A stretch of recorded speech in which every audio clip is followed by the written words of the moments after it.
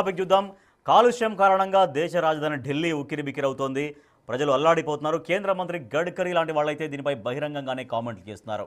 ఇలాంటి వేళ దేశ రాజధానిగా ఢిల్లీని మార్చాలి అన్న డిమాండ్ను కొందరు తెరపైకి తెస్తున్నారు. అయితే మరికొందరు మాత్రం ఇది శాశ్వత పరిష్కారం కాదని చెబుతున్నారు.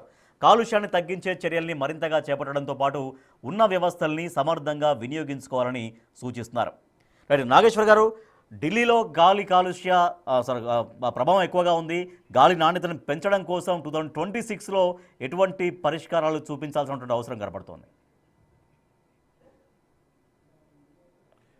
రాజధాని వల్ల ఢిల్లీలో కాలుష్యం రాలే. రాజధాని మారిస్తే కాలుష్యం పోతుందా? అప్పుడు రాజధానితో పాటు కాలుష్యం కూడా మారుతుంది.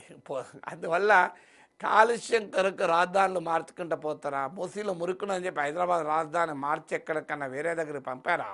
భద్రాచలం గోదావరి నది ఒడ్డుకు పంపించారా? సో మీకు రాజధాని అనేది కాలుష్యం ఆధారంగా రాజధాని నిర్ణయించబడవు. సో అందువల్ల కాలుష్యం ఉంది ఢిల్లీలో, రాజధాని మారుస్తారు అనేది అసలు అర్థం లేని వాదనది. కాలుష్యం దేశంలో ఎక్కడ లేదు, ఒక ఢిల్లీలోనే ఉందా? అసలు మహానగరాలంతటా కూడా కాలుష్యం ఉంది. ఇటీవల లక్నోలో కూడా కొన్ని ప్రోగ్రాం క్యాన్సిల్ అయ్యాయి.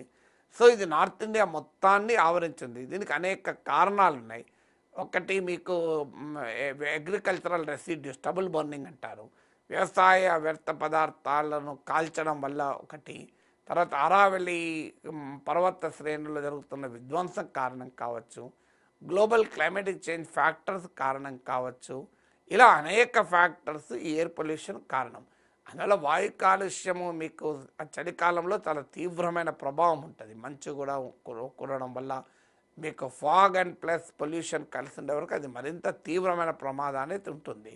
ఇటీవల మంత్రులు కూడా చెప్పారు, నేను ఢిల్లీలో ఉండలేకపోతున్నాం మేము ఈ కాలుష్యం వల్ల అని కూడా చెప్తున్నారు. సో ఇది వెరీ సీరియస్ ఇష్యూ. దానికి పరిష్కారం కాలుష్యాన్ని ఎదుర్కోవాలి తప్ప రాజధాని మార్చడం కాదు కదా. Thank you so much professor doctor K Nageshwar garu. అనేక అంశాలపైన డీటెయిల్డ్ విశ్లేషణ అందించారు. Thank you.